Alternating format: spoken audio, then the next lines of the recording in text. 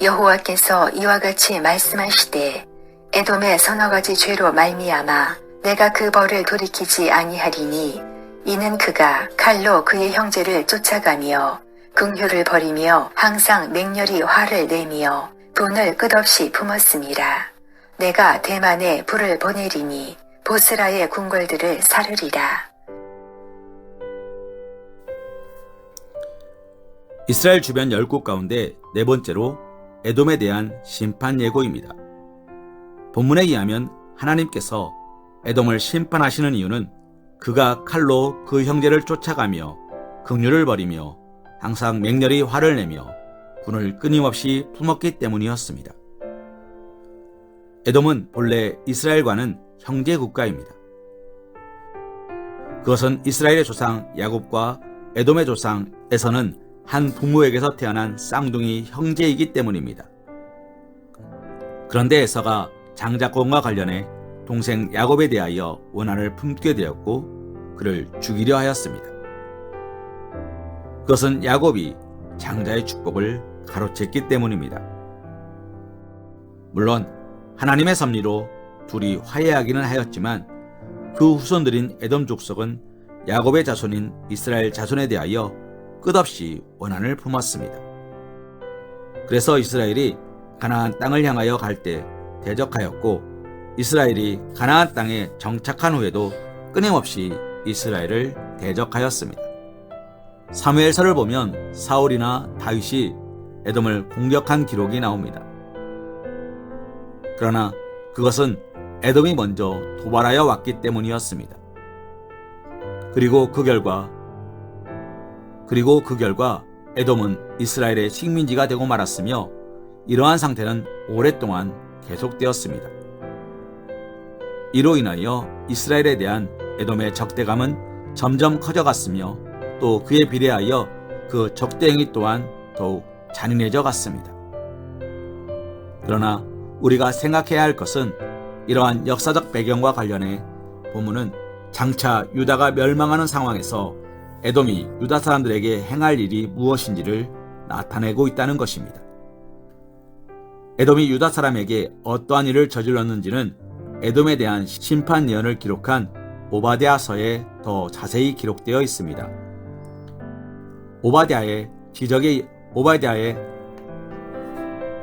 오바댜서의 지적에 의하면 당시 에돔은 바벨론이 주축이 된 유다 침공 연합군에 가세하여 약탈과 사륙을 일삼았으며 유다의 멸망을 조소하며 기뻐하였고 유다 거민들 중 도망하는 자를 사로잡아 적군에 넘기는 등 실로 전쟁에서 할 수 있는 모든 악한 행위들을 주도적으로 행하였습니다.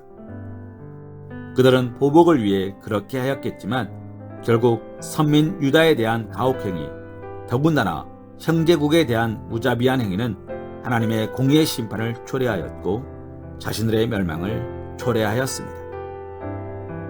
그렇다면 에돔이 역사 대대로 선민에 대하여 악을 자행하며 결국 심판을 당한 것은 무엇 때문이겠습니까?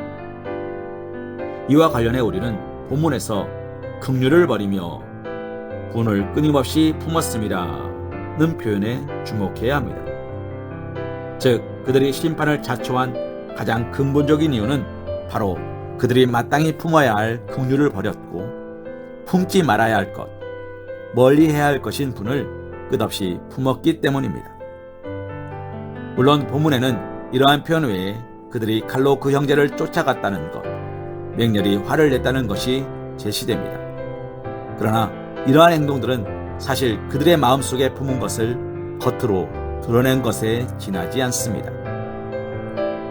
만약 긍휼을 버리지 않고 분을 버렸더라면 애초부터 그들은 포악하고 잔인한 일을 저지르지 않았을 것입니다. 사랑하는 성도님, 마음에 무엇을 품느냐에 따라 그 행동 또한 결정되며 특별히 마음에 악한 것, 그릇된 것을 품고 선한 것, 의로운 것을 내팽개치는 자가 결국 악으로 치우치고 온갖 사악한 일을 저지르게 된다는 것은 성경이 일관적으로 강조하는 가르침이기도 합니다. 인류 최초의 살인이란 극악한 범죄를 저지른 가인이 지닌 가장 크고 근본적인 문제는 바로 분노를 마음에 품었던 것이고, 이것이 동생 아벨에 대한 시기심과 적대감으로 점점 커졌음에도 이를 그대로 방치하여 결국 동생 아벨을 죽이게 하였다는 데 있습니다. 이스라엘의 초대왕 사울이 실패한 인생을 살게 된 것은 본래 하나님의 영이 지배하던 그 마음을 악령에게 내어준 데서 비롯되고 있습니다. 초대교회 당시 교회를 속이고 밭을 판 값의 일부를 자기 것으로 취한 아나니아와 삽비라가 가진 가장 근본적인 문제 역시도 땅값 얼마를 감춘 외적 행동에 있기보다 사탄이 그 마음에 가득하여 성령을 속이려 한 것에 있습니다. 실로 그 마음에 합당한 것을 버리고 합당치 못한 것을 품으면 이처럼 누구나 악으로 치우칠 수밖에 없는 것입니다. 사랑하는 성도님, 우리는 오늘의 말씀이 함의하는 이러한 가르침을 통하여 우리가 마음에 무엇을 품고 있는지를 점검해야 할 것입니다. 혹 버려야 할 것을 끝내 고집하고 간직해야 할 것을 아무렇지도 않게 내팽겨치고 있지 않는지 생각해 보아야 합니다. 그리고 하나님의 마음에 합당한 자라 일컬음을 받으며 하나님 보시기에 선하고 아름다운 삶을 살았던 다윗이 그 행실이나 입의 말만 아니라 마음의 묵상까지도 하나님 앞에 연락되기를 원한다고 기도하였던 것처럼 우리도 하나님만을 마음의 중심에 모시고 하나님 앞에 합당한 것만을 마음에 품고 간직하며 살아갈 수 있기를 주님의 이름으로 기도합니다. 야고보서 1장 14절과 15절 말씀으로 오늘의 말씀 묵상을 이어갑니다. 오직 각 사람이 시험을 받는 것은 자기 욕심에 끌려 미혹됨이니 욕심이 잉태한즉 죄를 낳고 죄가 장성한즉 사망을 낳느니라. 아멘.